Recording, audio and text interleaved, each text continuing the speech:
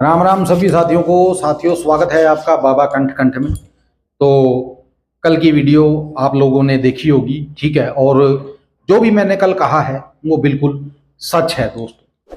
क्योंकि दोस्तों देखिए, अब आप मेरी एक बात का जवाब दीजिए। मान लीजिए आप धर्म के नाम पे कोई, मान लीजिए आप झंडा लेके चलते हो, किसी की दुकान फूंक देते हो, ठीक है, किसी की बाइक फूंक देते हो या किसी का घर उजाड़ देते हो। उसके बाद अपने दिल से पूछ कर देखना दोस्तों, अपने दिल से एक बार पूछ कर जरूर देखिएगा कि यार जो मैंने किया है क्या वो सही था या वो गलत था। एक बार जरूर अपने अंदर झांक कर देखिएगा गलत काम करने से पहले, ठीक है। इन नेताओं के चक्कर में आके आप जो कर रहे हो ना दोस्तों, वो बहुत बड़ा गुनाह है, ठीक है। और उस गुनाह की जो कीमत है ना, वो आपको यहीं चुकानी पड़ेगी, इसी जन्म में, ठीक है। आप मेरे को एक बात का जवाब दीजिए। चलो मैं आपसे पूछता हूं, आप लोग मान लीजिए धर्म के नाम पर आपने एजेंडा चला रखा है, ये बड़े बड़े झंडे लेके आप निकल जाते हो। चलिए मैं मानता हूं, सबसे पहले तो देश, ठीक है, देश है तो संविधान है, ठीक है। और संविधान है तो आपको, मेरे को, सबको एक बराबर जीने का हक है, सबको बोलने का हक है, ठीक है। चाहे वो छोटा हो चाहे वो बड़ा हो, ठीक है ना। चाहे वो किसी अच्छी कंपनी में नौकरी करता हो या कोई दिहाड़ी मजदूरी करता हो, सबको बोलने का हक देता है संविधान। हमारे देश की जनसंख्या 140 करोड़ है दोस्तों, ठीक है। तो पीछे क्या रह जाता है, जिसमें 60% में आप सभी को लगा लीजिए, ठीक है। क्या रह जाता है पीछे? 60% रह जाता है।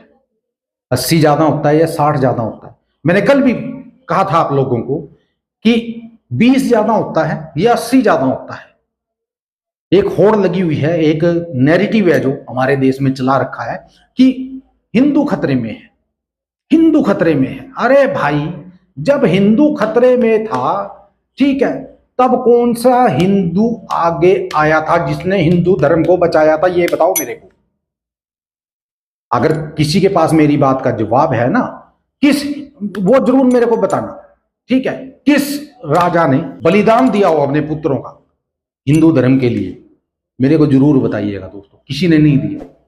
ये काम सिखों ने किया था दोस्तों। गुरु गोविंद सिंह जी ने अपना जितना परिवार था दोस्तों, सारा का सारा हिंदू धर्म को बचाने में वार दिया दोस्तों, ठीक है। अब बताइए, उस टाइम तो इन्होंने कुछ नहीं बोला कि हिंदू खतरे, जब खतरे में था, असलियत में खतरे में था, ठीक है। आज तो खतरे में नहीं है दोस्तों। क्यों? क्योंकि ये हमारे दिमाग में डाला जा रहा है कि हिंदू खतरे में है। मैं किसी की पार्टी, मैंने कल भी ये बात कही थी आपसे कि मैं किसी पार्टी में नहीं हूं। मैं कांग्रेस में नहीं हूं, आम आदमी पार्टी में नहीं हूं, बीजेपी में नहीं हूं, किसी पार्टी में नहीं हूं, ठीक है ना। लेकिन मैं जो बात कहूंगा वो तरीके की कहूंगा, ठीक है ना। अच्छी बात कहूंगा, गलत बात का मैं साथ नहीं दूंगा, ठीक है। आप लोग मान लीजिए इंडिया में रहते हो दोस्तों, तो इंडिया में सबको जीने का एक बराबर हक है या नहीं है? ये बताइए। दाल रोटी सब खाते हैं, कमाई सब करते हैं, ठीक है ना। कोई दिहाड़ी मजदूरी करता है, कोई किसी कंपनी में लगा हुआ है, कोई कुछ करता है, कोई कुछ करता है। आप काम करके ही खाते हो ना, या फिर आप कोई कहीं उधर इधर उधर से पैसा ऊपर से गिरता है जो आप खाते हो?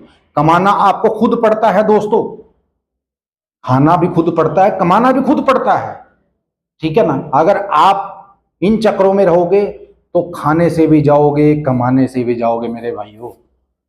छोड़ दीजिए इस चीज को, मिटा दो इस नफरत को, ठीक है। कोई फायदा नहीं है, नुकसान है। मैंने कल भी ये बात कही थी आपसे कि इस नुकसान है, फायदा नहीं है।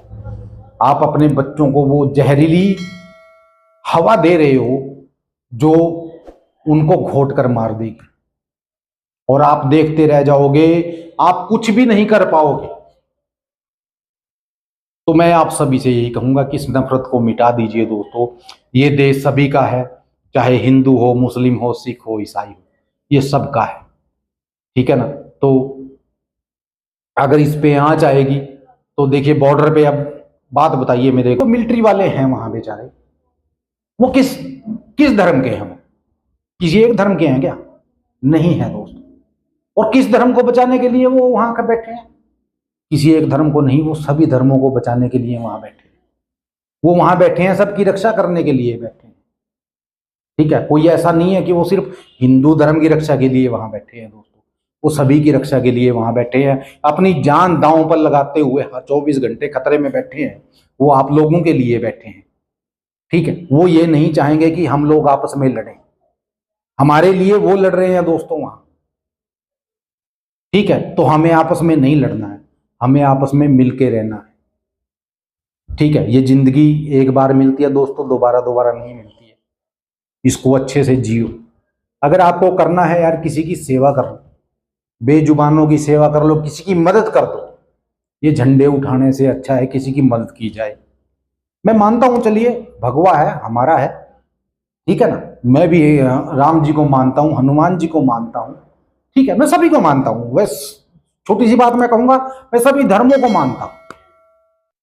ठीक है ना, और सबसे बड़ी बात जो मैं मानता हूं कि सबका मालिक एक है, हम लोगों ने उसको बांट दिया है बस। अब मान लीजिए मुस्लिम है, वो अपना काम करते हैं, ठीक है ना, उनको करने दीजिए। हम अपना काम करते हैं, हम कर रहे हैं।